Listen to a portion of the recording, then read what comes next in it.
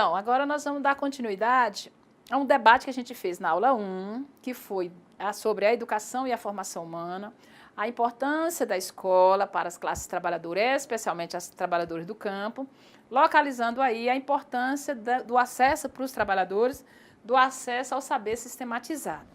Bom, o que a gente vai constatar no campo brasileiro? A gente vai constatar no campo brasileiro uma série de fracassos do ponto de vista educativo, do alto índice de analfabetismo, a gente vai encontrar baixos índices de escolaridade, né? Nós vamos encontrar fechamento de escolas precarizadas, ou seja, nós vamos encontrar uma série de fatores que vai mostrar que o campo brasileiro há um fracasso educacional.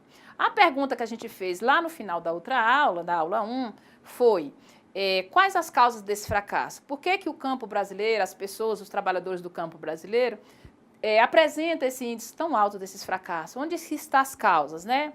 Então, nessa aula 2, nós pretendemos fazer uma explicação dos modelos de desenvolvimento brasileiro, porque aí nós vamos estudar a educação não a partir dela mesma, mas vamos estudar a educação a partir da forma como se organizou e se organiza e se apresenta o espaço agrário brasileiro. Então, um pouco a ideia é essa, é entender para nós a centralidade do campo brasileiro, a questão da terra, da propriedade da terra, das formas de trabalho, dos modelos de desenvolvimento, os modelos de produção, os modelos de desenvolvimento e as relações que se estabelecem por aí.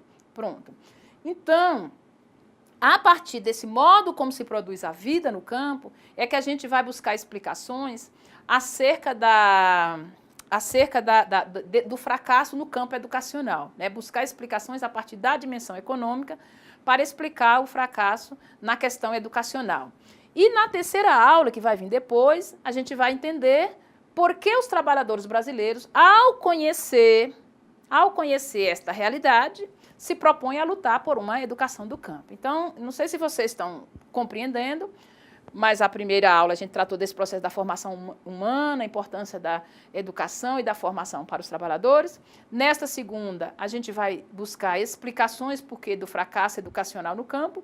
E na terceira aula, a gente vai buscar explicar por que os trabalhadores, de frente a esse fracasso, faz uma luta não só pela terra, mas faz uma luta também pelo acesso ao conhecimento. Aí nós vamos iniciar essa aula pensando assim, como está organizado o campo brasileiro hoje? Para muitas pessoas, para a classe dominante, o campo brasileiro hoje é o lugar apenas de retirar riqueza, de explorar a força de trabalho e retirar riqueza.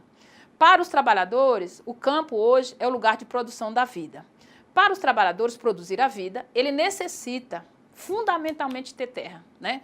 Para os trabalhadores, os extrativistas, os indígenas, os quilombolas, a terra ela é como se ela fosse o coração dessas pessoas no campo, né? Não dá para você pensar o campo brasileiro, principalmente para a classe trabalhadora que retira da terra o seu sustento, sem o acesso à terra. Então, essa questão na educação ela é crucial. Se a gente não pensar a questão da terra, a gente não entende, inclusive, por que fecha a escola no campo, né? A escola do campo fecha.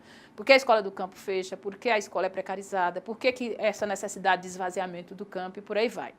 Então, nós vamos começar com alguns dados estatísticos, pensando a questão da terra no Brasil, né? Então, desses dados estatísticos, a gente gostaria de mostrar no slide para vocês, do censo agropecuário mais antigo, mas agora nós já estamos caminhando para outro censo agropecuário, pode ser que apresente novos dados, né? A aula ela vai ficando, os dados vão ficando atrasados, mas ainda são dados que nos mostram, né, e que nos conscientiza do grave problema que nós temos hoje no campo brasileiro. Qual é esse grave problema? O grave problema que nós temos do campo brasileiro hoje é a questão da concentração da terra. Então, junto a essa questão da concentração da terra, nós gostaríamos de trazer alguns dados e nesses dados a gente pensar o processo educativo. Bom, então nós vamos pensar assim, o Brasil, o que é o Brasil? O Brasil é um país de 8 milhões de hectares de terra, mas do outro lado ele tem 5 milhões de famílias sem terra. Ou seja, é um país que tem muita terra, mas como essa terra está concentrada, a gente vai produzir uma série de pessoas sem terra.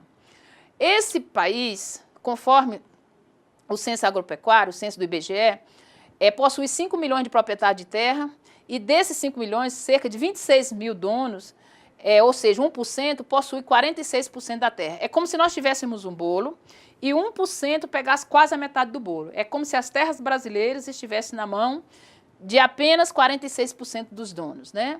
Isso é grave num país que tem muita gente sem terra, né? Outro dado é que as 300 maiores propriedades agrícolas no país somam junto uma superfície igual aos estados do Paraná e São Paulo juntos, ou seja, isso é muito grave, ou seja, então isso significa que nós temos um alto índice de concentração da terra.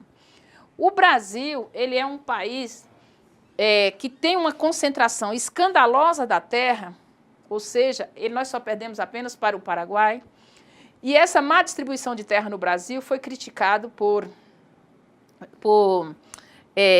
organismos internacionais como a ONU, o Banco Mundial. E olha que essas organizações internacionais são organizações altamente capitalistas. Então, para a gente pensar a gravidade que é a concentração da terra no Brasil. Do outro lado, o que a gente diz? Nós vamos encontrar explicações, inclusive nos meios de comunicação, que vocês devem escutar todos os dias, que o agro é tech, o agro é pop, o agro é tudo. E aí a gente bota na cabeça que é a concentração da terra, são as grandes fazendas que produzem o desenvolvimento, que movimenta o comércio, que faz isso, que faz aquilo. Os dados do professor Ariovaldo Umbelino de Oliveira, da Universidade de São Paulo, ele vai mostrar justamente o contrário. Ele vai mostrar que a grande concentração da terra não movimenta a economia local e tem demonstra, inclusive, todo um atraso. Na verdade, ele concentra mais renda, explora mais o trabalhador, e aí a gente vai ver esses dados agora. Ou seja, para o professor Ariovaldo Umbelino de Oliveira, segundo ele pega esses dados do IBGE, é importante a gente dizer isso, as propriedades de terra acima de 1.000 hectares emprega 600 mil assalariados e detém, na verdade, 5% da frota de tratores. Guarda esse número, olha. Tem as propriedades acima de 1.000 hectares no Brasil, emprega 600 mil assalariados e possui 5% da frota de tratores. Bom, agora vamos para frente para a gente ver as outras. Agora nós vamos ver outro índice. Olha, as pequenas propriedades empregam, pequenas propriedades aqui, o professor Ariovaldo Umbelino considerou propriedades de até 2.000 hectares. Então, essas propriedades pequenas e médias, nós vamos dizer, que elas empregam 13 milhões de agricultores familiares. Lembra do dado anterior? Empregava 600 mil assalariados e detinha 5% da frota de tratores. Bom, as pequenas propriedades empregam 13 milhões de trabalhadores familiares e mais de 1 milhão de assalariados e detém 52% da frota nacional de tratores. Aí a pergunta para a gente pensar qual é que promove o desenvolvimento? Qual é que faz circular o dinheiro? Qual é que faz circular a mercadoria? Vamos pensar sobre essas questões. Então, embora a gente esteja num país com maior concentração de terras, nós somos um país em que as pequenas propriedades, mesmo sendo poucas, são elas que produzem a alimentação, são elas que produzem a riqueza, que produzem o emprego, são elas que produzem tudo. Mas elas não aparecem nas grandes propagandas, as grandes propriedades organizadas no agronegócio, elas mostram para a gente que elas é que faz a economia avançar, a economia movimentar. Bom, mais alguns dados aí para a gente pensar. Vamos pensar aí das pequenas propriedades. Olha, as pequenas propriedades no Brasil respondem, na produção de leite, com 71%. Pequenas propriedades, nós estamos aqui considerando, o professor Ariovaldo, nesses dados que ele organizou, ele considera pequenas propriedades até cerca de 1.000 e poucos hectares. Não é tão pequeno assim, mas não é 5 mil hectares, como faz o agronegócio, né? Então, essas pequenas propriedades, elas correspondem a 75% na produção de leite, enquanto as grandes 1,9%. Quem é que produz nesse país? É o Agretec, é o Agrepop? Vamos pensar sobre isso, né? Na produção de suínos também, essas propriedades pequenas e médias respondem por 87%, enquanto que os latifúndios 1,7%. Na produção de café, inclusive aqui em Minas Gerais, que a gente vê nos aeroportos, nas rodoviárias, em tudo que é lugar, que diz que é o grande produtor, na verdade, a pequena propriedade aqui responde por 70% da produção de café, aqui no Brasil, né? Aqui no estado de Minas Gerais, provavelmente. Então, esses dados vão mostrar para nós o quê? Que o trabalhador do campo, ele foi alijado do direito à terra, aquilo que nós falamos anteriormente, de que a terra no Brasil Historicamente, ela sempre pertenceu aos grandes proprietários, os escravos não tiveram direito à terra, os indígenas foram destituídos do seu direito à terra, os pequenos proprietários, os libertos não tiveram direito à terra, mas mesmo assim, os poucos que tiveram direito à terra são aqueles que produzem nesse país, são aqueles que ajudam no processo de trabalho, são aqueles que produzem o trabalho, são aqueles que produzem a boa alimentação e tal, né? Então, esses dados sobre a propriedade da terra e a produção da terra, que são importantes para a gente pensar a educação do campo, a gente há de perguntar assim, como é que eles chegaram até aqui? Como é que esses dados chegaram até aqui? Como é que nós chegamos a um patamar de um país com o maior índice de latifúndio no mundo, né? Só perdemos para o Paraguai. Como é que isso chegou até aqui? A discussão de quem discute a questão agrária, eles colocam que a raiz disso, o problema disso está no modelo de desenvolvimento da agricultura que foi desenvolvido no Brasil. Bom, para os estudiosos da questão agrária no Brasil até então, nós tivemos 3 modelos de desenvolvimento da agricultura. Um modelo que é chamado de modelo agroexportador, né, que dura os primeiros 500 anos e tal. O segundo modelo, que é um modelo de agricultura urbana industrial, e o terceiro modelo, que é o modelo atual, que é o modelo do agronegócio. Bom, o que foi o modelo agrário exportador, considerado pelos estudiosos da questão agrária? Foi um modelo, né, que a característica principal dele, nós poderíamos dizer assim, foi o latifúndio, foi a monocultura, a utilização do trabalho escravo e a venda para o mercado externo, né? Então, vamos pensar aí desde a chegada dos portugueses, né, lá em 1500, até mais ou menos a década de 30 do século XX. Né? Então, esse modelo de produção agrícola, ele era organizado tendo em vista apenas o consumo e a exportação para a metrópole portuguesa. Né? Então, pensava sempre para fora, né, e tal. Então, a possibilidade, nesse modelo, dos trabalhadores terem acesso à terra, foi uma possibilidade muito remota. Né? Então, nos primeiros 350 anos de história, o que é que imperou? Tinha uma livre ocupação da terra brasileira, mas, do outro lado, essas terras pertenciam à coroa portuguesa e impediam que os camponeses e pobres e os escravos pudessem ter acesso. Então, só quem já era rico, já era doado pela coroa portuguesa e tal, que podiam ter acesso à terra. Com a libertação, entre aspas, dos escravos, a ideia era que a terra fosse dividida entre eles, já que foram aquela parcela da população que tinha gerado a riqueza do país. Isso não ocorreu na história brasileira. Então, aquilo que nós chamamos de libertação dos escravos, na verdade, o professor Florestan Fernandes fala que foi um processo de abandono mesmo, né? Então, muitos deles, eles não tiveram, foram abandonados, quer dizer, a partir de hoje vocês estão libertos, mas também não tem casa para morar, não tem terra para produzir, não tem nada, então ficou totalmente ao léu, totalmente abandonados à própria sorte, né? Muitos migraram para os centros das cidades, foram trabalhar em portos, porque tinham força física, né? A única coisa que eles tinham, então, a única possibilidade de trabalho que os escravos poderiam ter, né? Os ex, os libertos, era fazer carregamento nos portos, né? Carregar os navios. Então, eles não tinham acesso ao trabalho. Muito bem. A partir, então, da libertação dos escravos, a lei de terras impediu esses escravos de terem a terra. Quer dizer, se nos primeiros 350 anos a terra era livre, o ser humano era aprisionado. Quando o ser humano se tornou humano e foi liberto, a terra ficou aprisionada pela lei de terra de 1850. Então, a gente já pode compreender que nesse país todas as tramas, todas as artimanhas foram feitas no sentido do trabalhador não ter acesso à terra, que é algo tão importante para ele. Muito bem. Então, esse modelo, é importante guardar essas questões básicas aqui. Qual era a característica básica? Vamos guardar essas características. O latifúndio, a monocultura, a utilização do trabalho escravo, a venda para o mercado externo. É importante guardar essas características desse modelo agroexportador, que começa lá em 1500, porque a gente vai observar como é que o latifúndio sempre acompanhou os modelos no Brasil. A questão da monocultura sempre acompanhou os modelos de trabalho de agricultura no Brasil. A utilização do trabalho escravo, nós podemos dizer que a exploração do trabalho sempre acompanhou. E a venda para o mercado externo, ou seja, sempre a produção visando sempre o mercado externo, né?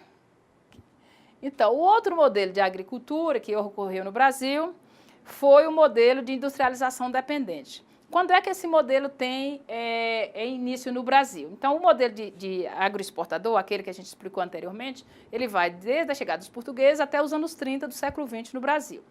Esse modelo, ele começa a dar sinal de esgotamento quando a gente só produzia para o mercado externo. Então, quando no Brasil há a necessidade, a chegada das primeiras indústrias, a necessidade de processamento dos produtos que são produzidos na agricultura, então, no Brasil também, o processo de industrialização que há no Brasil tem uma necessidade de rebate na agricultura. Então, o que vai acontecer na agricultura? A característica básica vai ser que a agricultura agora passa a ter uma dependência da indústria. Se antes o modelo de agricultura era um modelo agroexportador e somente a agricultura no Brasil tinha uma hegemonia no processo da economia, a partir de agora, do modelo dos anos 30, a chegada da indústria vai exigir que a agricultura se organize com relação à indústria. Então, começa a chegar na agricultura brasileira a introdução das máquinas, das ferramentas, produzida em grande escala pela indústria. Então, a agricultura se altera a partir daquilo que a indústria produz, né?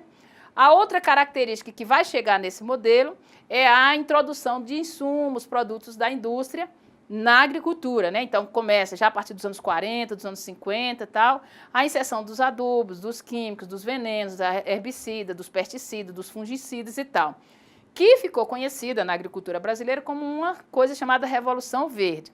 O Graziano da Silva chama essa revolução de Revolução Dolorosa, né? Ele diz que não foi uma Revolução Verde.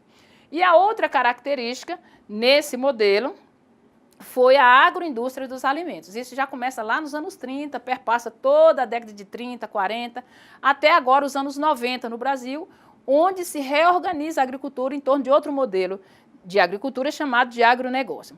Quais foram as consequências desse modelo da industrialização dependente? Bom, repare, se agora a agricultura passa a não necessitar tão somente mais da força humana, que se agora tem a introdução das máquinas, a introdução de ferramentas novas, o que vai ocorrer na agricultura? Vai ocorrer na agricultura uma liberação da força de trabalho. Essa liberação da força de trabalho e a necessidade de concentração da terra, vai ocorrer no Brasil um êxodo rural altíssimo, né? Aumento da pobreza, desigualdades sociais no meio rural. Para vocês terem uma ideia, nos anos 30, nós tínhamos cerca de 60%, 70% da população no campo. 50 anos depois, esse dado se inverteu. Hoje, a nossa população brasileira está mais de 70% no campo e menor índice na cidade. Por que era necessário para esse modelo o campo ficar vazio? Para esta reorganização da agricultura e da produção de um campo sem gente.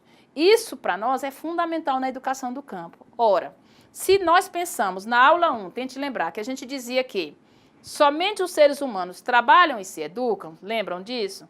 Então, a gente dizia, olha, a educação é um fenômeno essencialmente humano. Isso a gente falou isso lá na primeira aula. Muito bem.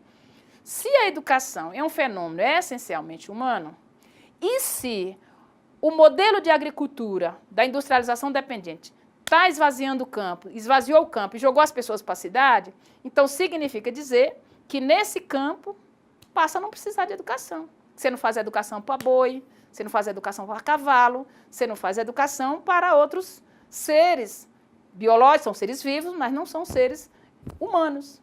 Lembram disso? Então, para nós, a questão do modelo de produção na agricultura e a questão da educação tem íntima relação. Por isso que a gente sempre fala, olha, discutir a educação do campo requer discutir a questão agrária, requer discutir o modelo de desenvolvimento. Por quê? Porque para haver educação do campo, é preciso ter gente no campo. Se a gente não tem gente no campo, não tem razão de discutir a educação do campo, né? O estado de São Paulo, que é um estado altamente urbanizado, não tem função ter educação. A educação do campo para quem? Não precisa ter.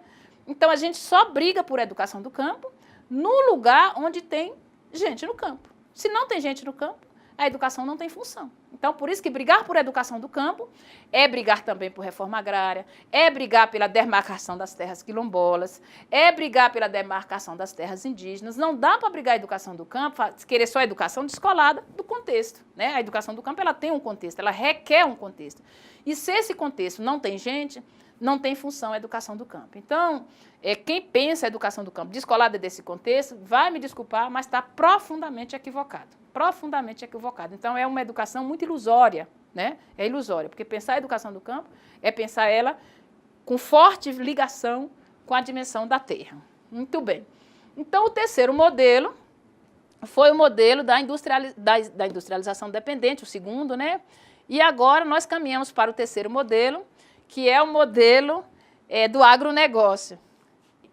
Então, o terceiro, como a gente colocou, o terceiro modelo é o modelo do agronegócio. Então, esse é mais fácil de entender, porque ele é um modelo que a gente vive atualmente, né? Você vê na televisão a propaganda, as revistas todas falam, os próprios livros, os meios de comunicação e tal.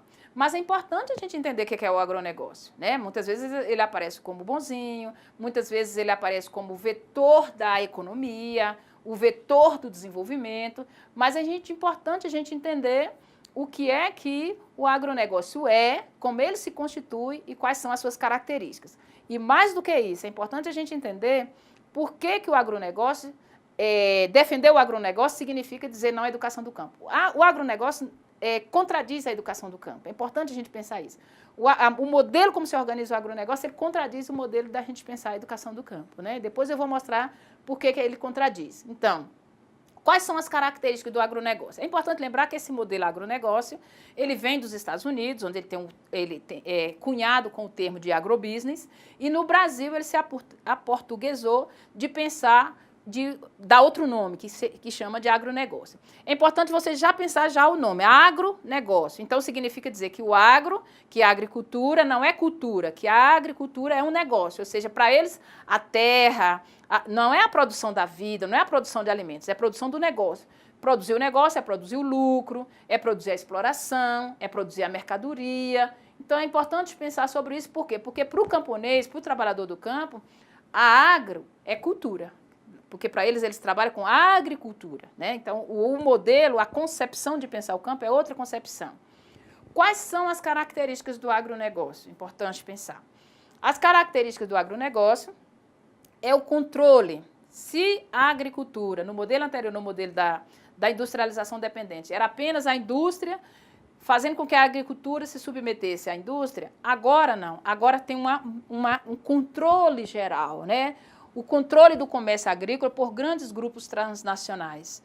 É importante vocês pensarem assim, ó, o que é a Bunge Alimentos? Uns chamam de Bunge, né? Bunge Alimentos. O que é a Sadia? O que é a Nestlé? O que é a Monsanto? O que é a Syngenta?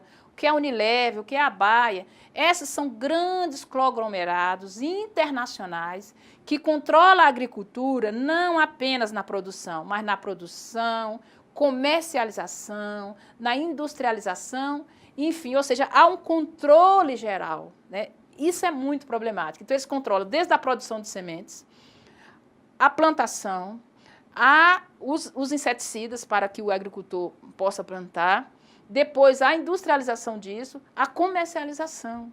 Então, a agricultura hoje está na mão desses grandes conglomerados. Então, esses conglomerados não pensam a terra a partir da vida, a partir dessa relação harmoniosa que a gente tem com elas.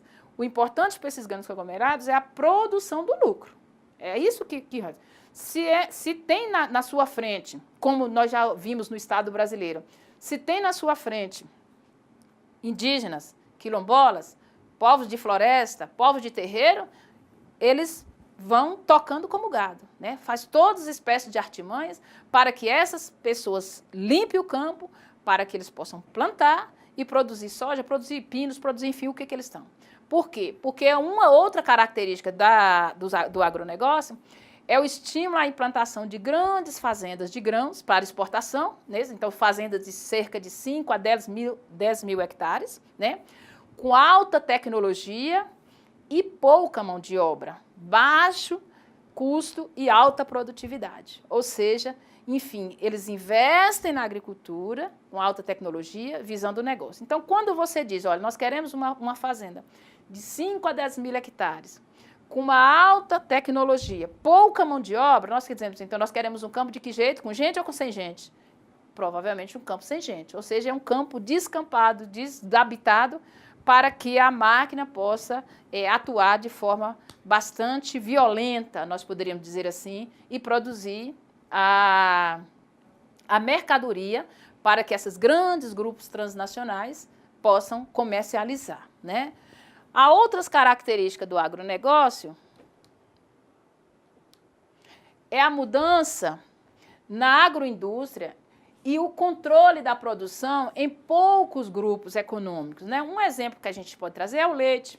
Em outro tempo histórico, no modelo anterior, tudo que era pequeno proprietário produzia o seu leite, você tinha em várias partes do país, pequenas agroindústrias de leite. Hoje, mesmo que você produza o leite como pequeno proprietário, mas você tem uma grande empresa que ela tão somente acumula esse leite. Por isso que eles aparecem como produtores de leite. Mas eles não têm. Eu quero saber quantos litros de leite a Nestlé produz. Mas ela é a grande produtora, por exemplo, de produtos de laticínios. Né? Então, parece que é ela. Não, então é um controle no campo da agroindústria. Né? A outra característica do agronegócio é a destruição do setor público, né? É a retirada do Estado da agricultura, né? Privatiza-se tudo na agricultura. Foi privatizado os armazéns, o crédito, o transporte, a assistência técnica, né? O Estado não controla mais os preços mínimos. Quem é que regula os preços mínimos no agronegócio? Quem regula é o mercado, é a bolsa, é os grupos transnacionais, eles que regulam, né?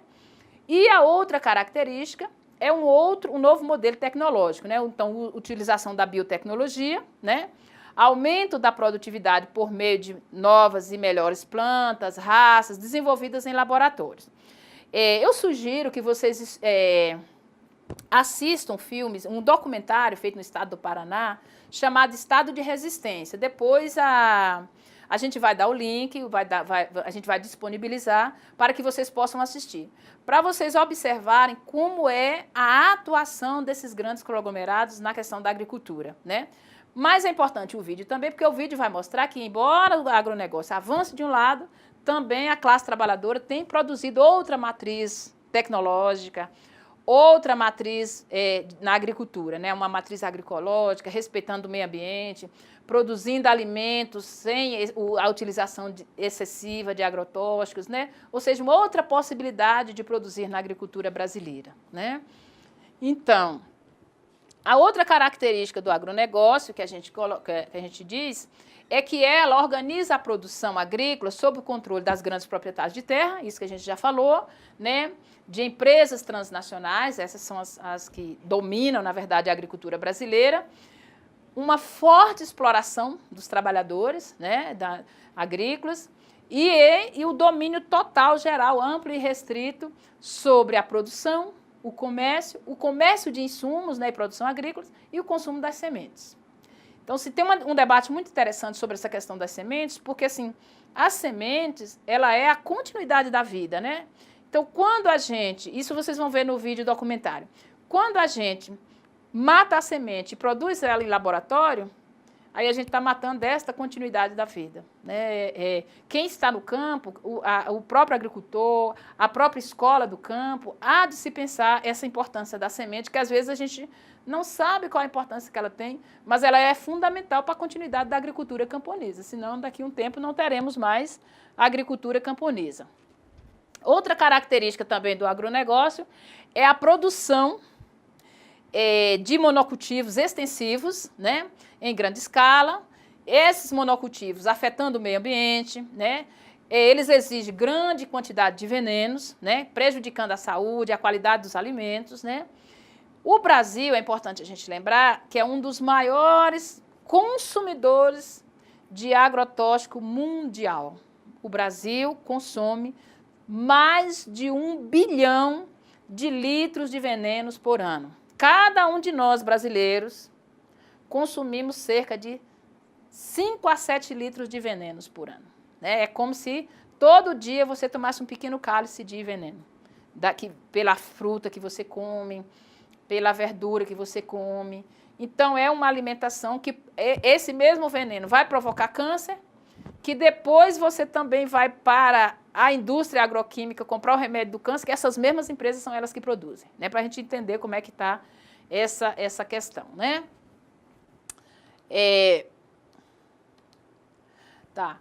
A outra característica do agronegócio, eu estou centrando mais dados nessa questão da característica do agronegócio, porque esse é o modelo atual, esse é o modelo que a gente precisa compreender na educação do campo, porque é o modelo que nós estamos fazendo enfrentamento hoje, né? É o modelo que hoje está aqui, está do nosso lado, para a gente compreender ele mais na sua inteireza, né? Outra característica do agronegócio é a difusão, né, do uso das sementes transgênicas, que você já deve ter visto falar, né? Que vocês sabem que ela destrói a biodiversidade, elimina todas as sementes nativas, né? Vocês sabem que as sementes transgênicas, elas não conseguem conviver com outras variedades. Ela contamina as demais, resultando, assim, a médio prazo, na existência apenas de sementes controladas por empresas transnacionais. Se você utiliza sementes transgênicas, você precisa pagar um royalty para a empresa que produziu aquela semente. Então, você não tem independência. Seria a escravização do agricultor por essas grandes empresas transnacionais, né?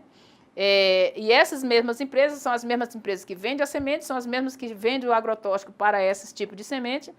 E essas empresas, elas são tão violentas que elas pressionam governos, que elas pressionam congressos, que elas pressionam todo mundo para que façam leis sempre a seu serviço, sempre a serviço dos seus interesses.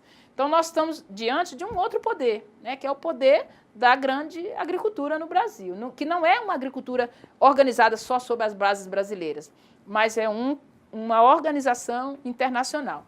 Por isso a importância da gente pensar a luta também articulada com os trabalhadores de outros países, né? Não dá só para a gente defender o cotidiano, o meu lugar, o meu campo, o meu imediato. A gente precisa pensar esse imediato, mas a gente precisa pensar o geral, né? Isso que a gente discutiu na primeira aula. Ou seja, hoje, um trabalhador do campo, por mais simples que ele seja, que planta pequenas coisas, se ele não entender de genética, ele não consegue entender por que as empresas lhe dominam através dos transgênicos. Por isso que eu defendi tanto na primeira aula essa necessidade do trabalhador ter acesso ao conhecimento sistematizado. Então, não é só um conhecimento qualquer. O trabalhador hoje precisa se apropriar de noções de químicas, né, para saber o que é a biotecnologia, a questão da tecnologia. Ele precisa se apropriar de noções de física, ele precisa se apropriar de noções de biologia, profundas de noções de biologia, noções de geografia, noções de, enfim, dos vários conhecimentos. E isso, o conhecimento do cotidiano, não nos dá. Então, nós precisamos organizar uma escola que nos ajude a entender isso, para que esse conhecimento ajude no nosso processo de enfrentamento, de sobrevivência, inclusive, no campo. Senão, não tem como você se manter no campo hoje, porque essas empresas, elas estão passando como um redemoinho, carregando quem pode, né? E derrubando todo mundo, né? Ok. A outra característica, também do agronegócio, é o incentivo, né? O desmatamento de floresta, né? É importante lembrar que a Amazônia tem uma grande destruição dos babaçuizais através da expansão da pecuária, para plantio de soja, eucalipto, cana, né? Produção de exportação de madeiras, minérios e tal. Nós utilizamos, vamos agora ver, que eu vou mostrar no slide, um quadro que foi feito pelo professor Bernardo Mansano, lá da Unesp de Presidente Prudente.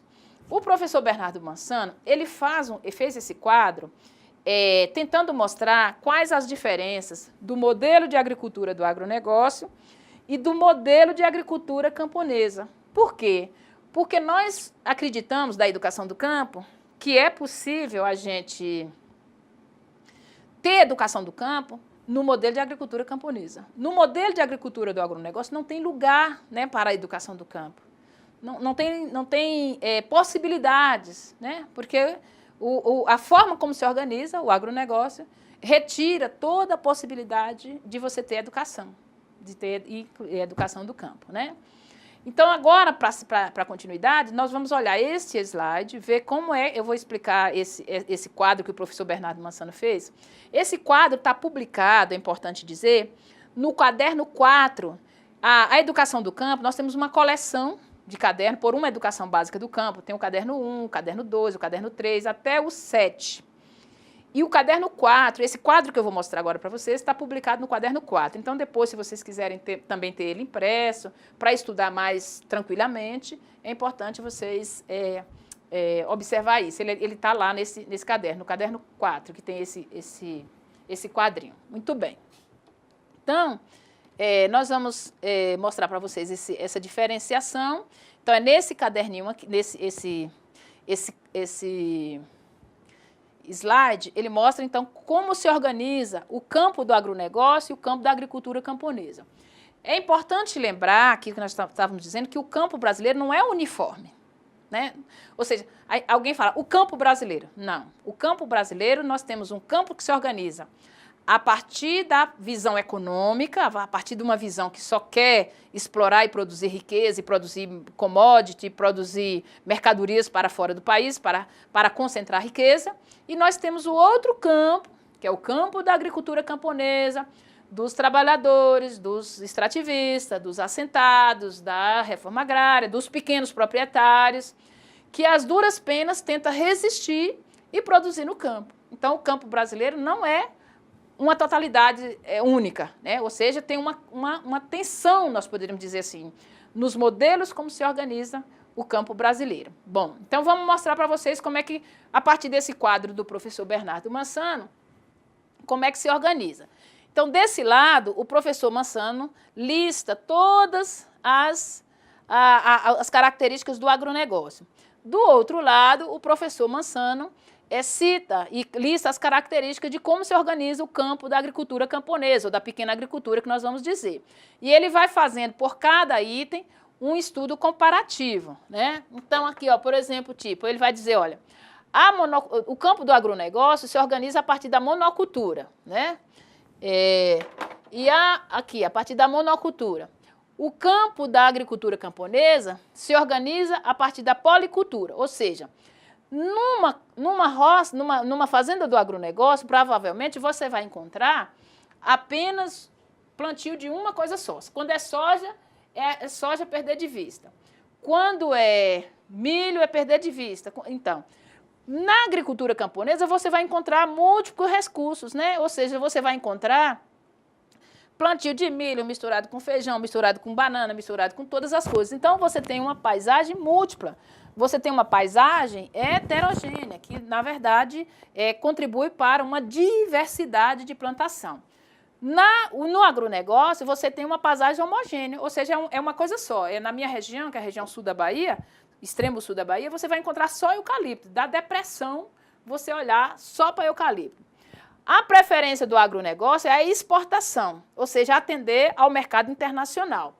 A preferência, a produção da agricultura camponesa é o mercado interno, ou seja, se sobrar, vai para exportação, mas geralmente é aquele que vende na feira livre, é aquele que vende nos pequenos armazéns, é aquele que está ali mais próximo de nós, é aquele que movimenta, nós chamamos de economia local. A criação no agronegócio predomina as espécies exóticas. Por exemplo, eucalipto é de onde? É brasileiro? Não. Então, e tem outros que eles plantam que não são brasileiros, mas vêm de fora. No caso da agricultura camponesa, eles privilegiam, né, o cultivo e a criação de espécies nativas e da cultura local. No agronegócio, a erosão genética vem logo, porque, como eles não cuidam da questão ambiental, a erosão genética aparece logo. A forma como se produz na agricultura camponesa, nós vamos encontrar uma alta conservação e enriquecimento da diversidade biológica, né? A tecnologia do agronegócio é uma tecnologia em excesso, né? Elevado nível de insumos externos, insumos agrícolas e tal. A tecnologia na agricultura camponesa, não é verdade essa história que nós não temos tecnologia, nós temos tecnologia. Só que as nossas tecnologias são apoiadas no saber local, com base numa produtividade biológica, né, primária da natureza e por aí vai. Com relação à questão do trabalho e dos empregos, o agronegócio elimina os empregos. Por quê? Porque como eles têm um alto índice de tecnologia, eles não precisam de muito mão de obra. Então, eles eliminam os empregos no campo e estabelecem a competitividade. Na agricultura camponesa, o uso do trabalho familiar e o uso então gera mais emprego, né? Com isso, no agronegócio, você tem uma concentração de riqueza e do outro lado você tem aumento da miséria e da injustiça social. Na agricultura camponesa, a democratização da riqueza e o desenvolvimento do local, né? É importante a gente pensar, por exemplo, tipo, eu venho de uma região que ela é uma região que produz bilhões de toneladas de celulose, mas nessa mesma região tem gente que não tem dinheiro para comprar 1 litro de farinha para comer, ou seja, então é uma região que produz riqueza, mas ao mesmo tempo ela produz uma pobreza extrema. Geralmente regiões que às vezes são mais ou menos pobres, mas a riqueza é mais dividida, a terra está mais na mão das pessoas, aí você vai ter uma democratização da riqueza. Então, você tem uma riqueza pouca, mas essa pouca é dividida quando você divide a terra e tal. No agronegócio, é um estímulo ao êxodo rural, porque ele precisa de um campo vazio, né? Portanto, então, onde o agronegócio se desenvolve bastante, a gente vai ver as periferias urbanas bastante inchadas, né? E o campo sem gente praticamente. Do outro lado, onde você tem um campo com muita agricultura familiar, com muitos assentamentos e tal, você vai encontrar permanência de pessoas no campo, mais de pessoas no campo, você vai encontrar um campo com muita gente, você vai encontrar um campo com casa, e se você tem um campo com gente, então você tem um campo com escola. Se você tem um campo sem gente, como é o caso do agronegócio, não tem escola, porque não precisa ter. Por isso que fecha as escolas do campo. Tá vendo aqui a razão central, a razão essencial que fecha a escola do campo, porque você não vai manter uma escola aberta sem ter um pé de criança lá dentro para estudar. Certo? Ainda o campo do agronegócio é um campo com trabalho assalariado em decréscimo. No caso do campo da agricultura familiar, você vai encontrar um campo com trabalho familiar e reciprocidade, né? No campo do agronegócio, você vai encontrar uma perda da diversidade cultural, né? E no campo do agronegócio, você vai encontrar uma riqueza cultural diversificada, né? Ou seja, por quê? Porque tem muita gente, você mantém ainda as festas, as danças, o reizado, a poesia, a música no campo, né? Planta milho, faz festa junina e tal, né? Então, qual é o paradigma do agronegócio? É o negócio, né? Ou seja, eles trabalham no campo visando a produção do negócio. Para a agricultura camponesa, qual é o nosso paradigma? É a produção da cultura, a produção das pessoas, né? Então, esse nosso paradigma é o paradigma da educação do campo.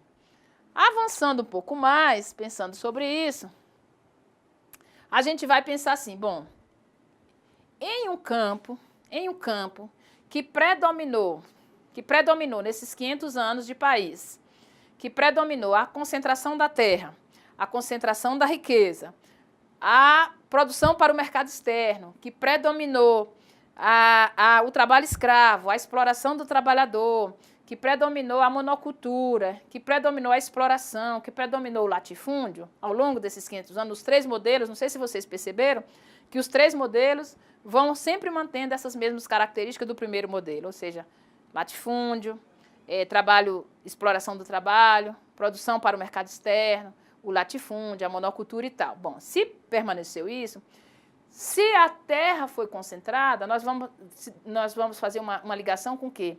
Também foi concentrada o acesso ao conhecimento. A mesma classe dominante que concentrou a terra ao longo de 500 anos, concentrou também o conhecimento. Por isso que nós vamos ter hoje uma educação do campo precarizada e com dados muito excludentes dos povos do campo, né? Nós só trouxemos alguns dados aqui para fazer esse link, para mostrar para vocês que ao mesmo tempo que se concentra a terra, concentra o saber, se concentra a escola, se concentra a educação também.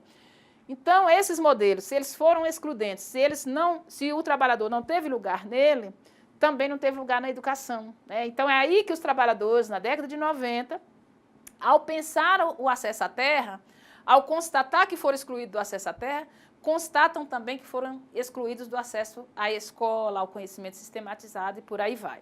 Alguns dados aqui só para a gente finalizar, então. Então, esses modelos agrícolas excludentes geraram ao longo desses anos uma educação excludente.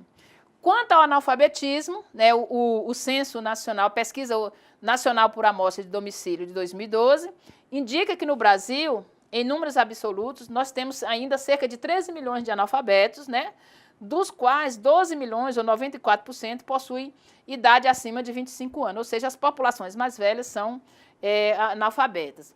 Então, aqui nós temos os dados, esse gráfico aqui, ele é a taxa de analfabetismo das populações de 15 anos ou mais das décadas de 2004 a 2009. Eu só deixei aqui claro como é que está no Brasil, porque ele tem dados em relação ao Brasil, a taxa de analfabetismo. Então, a taxa de analfabetismo no Brasil de 2009, aqui no geral do país de 2009 é 9,7. Aqui é a separação entre urbano e rural, entre 2004, 2009 e 2014. Então, no meio rural, em 2004, a taxa de analfabetismo em 2009, no nosso caso, era 22%. Enquanto que em 2009, da taxa total do Brasil, total urbano e rural, era 9,7%. Aí depois aqui tem as taxas por regiões. Aqui também eu indiquei a taxa do Nordeste, ou seja, o Nordeste, em 2009, alcançava 32,6% de analfabetos no meio rural, né? Enquanto que no meio urbano era apenas 13%. Né? E aí a gente vai pensando, então o que a gente pode deduzir disso aqui, desses números? Que o meio rural, a taxa de analfabetismo é mais elevada que no meio urbano. Isso vai mostrar o que foi aqueles modelos de desenvolvimento econômico que fez, né? Agora, além disso, é importante a gente pensar outros dados que a gente deixou aqui para vocês. Sobre uma pesquisa que foi feita em 2004, né, pela USP e tal, sobre a questão das escolas do campo. E os dados mostram que a escola do campo ela sempre foi uma escola precarizada. Olha esses dados, então, olha só. Essa pesquisa, que foi feita pelo INEP, Pronera e a FIP-USP, em 2004, mostra que cerca de 94% das crianças do campo estão matriculadas em escolas em condições altamente precárias. Essas escolas mostram que, essa pesquisa mostra que apenas 26% dos estabelecimentos têm turma de 5ª ou 8ª série, ou seja, tem um funil, as crianças entram na escola, mas não permanecem. Apenas 4,3% de escola de assentamentos tem ensino médio, olha só. Se 94% entra na escola, 26% chegam às turmas de 5ª ou 8ª série e apenas 4,3% chegam ao ensino médio. Vai observando que essas crianças vão ficando pelo meio do caminho, né? Quanto à relação campo-cidade, a mesma pesquisa revela que 75% daquelas escolas não tinha nenhum meio de comunicação, 67% não possuíam banheiro naquele ano de 2004, 94% não tinha quadra de esporte, 44% não tinha bibliotecas e 90% não tinha computador. A pergunta que a gente faz é a seguinte, ó, se você tem uma escola precarizada, que não tem biblioteca, que não tem nada, como é possível desenvolver leitura escrita, né? Um lugar onde não tem o que ler, um lugar onde as pessoas não são incentivadas a ler.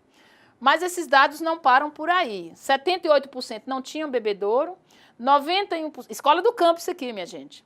91% não tinha nenhum instrumento agrícola, era uma escola do campo. 47% não possuía mimeógrafo. Provavelmente muitos de vocês que são jovens não sabem o que é esse instrumento, mimeógrafo. Mimeógrafo é uma coisa muito da minha idade, né? Mas mesmo assim, a escola do campo, 47% em 2004 não possuía um mimeógrafo, para vocês entenderem como é que estava atrasado. 24% não oferecia merenda escolar e das 76% que oferecia, 65% não servia merenda da agricultura familiar e servia merenda industrializada. 80% ensinava apenas a 4ª série e dessas apenas funcionar turma multisseriada. E quanto à distorção da idade série no ensino fundamental regular no Brasil, em 2009, mostrava que no Brasil a taxa de distorção idade série era de 23%, mas no meio urbano era de 21% e no meio rural essa taxa aumentava para 34%. Ou seja, não sei se vocês sabem que a distorção idade série são esses meninos que vão ficando, ou seja, ele tem uma idade padrão para estar em determinada série, só que ele não está. Por exemplo, ele chega aos 14 anos, ele ainda está na 3ª série, ele chega aos 15, está ainda na 4ª, então ele tem uma distorção entre a série que ele devia estar cursando num padrão internacional e a que realmente ele se encontra hoje na sua vida. Aí tem esses dados aqui que são dados mais recentes, são dados de 2007, do Censo Escolar de 2007. Esses dados mostram, então, outros dados, outras informações.